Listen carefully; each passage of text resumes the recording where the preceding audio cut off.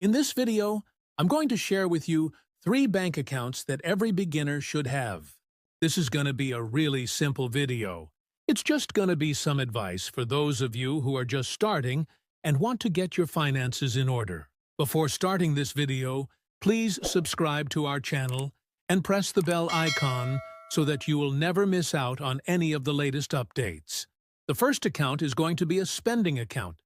And as the name suggests, this is the account that you're going to use for all of your spending. So your rent, your utilities, your groceries, your subscriptions, all of that should come out of this account. You can think of this account as your wallet. It's the money that you have readily available, easy to spend. And what I would recommend is having about 1 to 3 months of your expenses in this account at all times. That way, you have a buffer.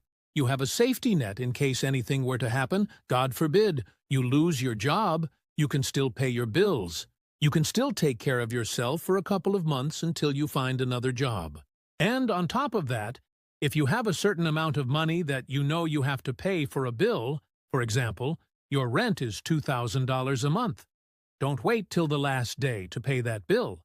Instead, what you can do is you can set up an automatic withdrawal from your checking account to your savings account for that $2,000 every single month on the same day, every single month.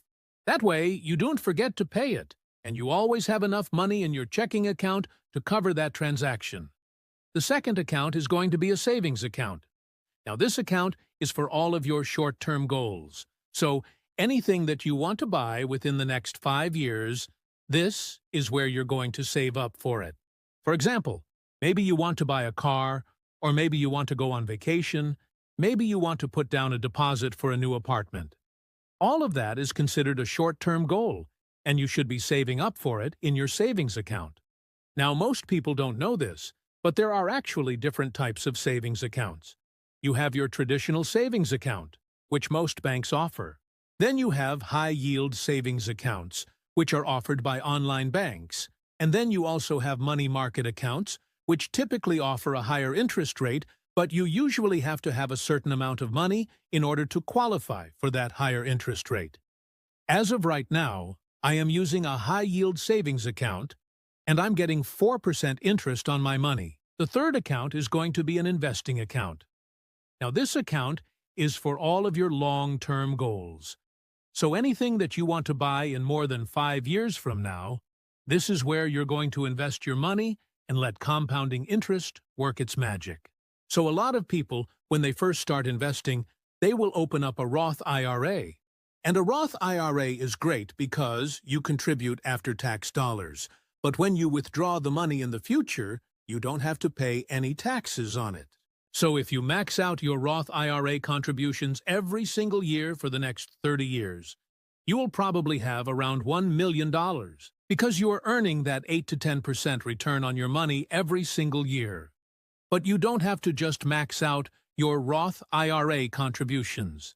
If you have extra money, you can throw it into a 401k if your employer offers that, and you can also throw it into a taxable investment account. There are a lot of benefits to having a taxable investment account versus a retirement account, like a Roth IRA or a 401k. For one, you can borrow money from it, and you can also sell investments that you've made at a loss, and you can offset that against your income. With a retirement account, you can't do that. The money is locked in. Another benefit of having a taxable investment account is that you can start taking money out whenever you want, versus with a Roth IRA, you have to wait till you're 59.5 years old. But the trade-off is that with a taxable investment account, you are not going to get that tax deduction like you do with a Roth IRA or a 401k. So it's really just up to you. It doesn't really matter where you invest your money as long as you're investing it. So those are the 3 accounts that I recommend every beginner have. So if you enjoyed this video, please make sure to leave a comment below to let me know what you think, and also subscribe for more content. Thank you so much for watching, and until next time.